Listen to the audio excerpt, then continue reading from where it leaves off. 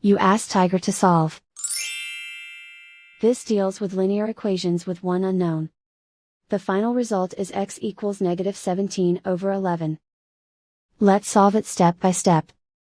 Simplify the expression. Group like terms.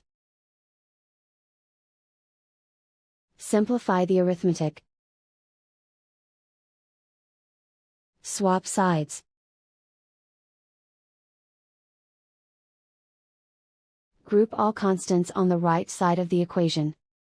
Subtract 3 from both sides. Simplify the arithmetic.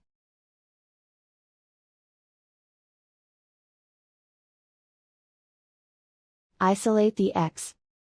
Divide both sides by -11. Cancel out the negatives. Simplify the fraction.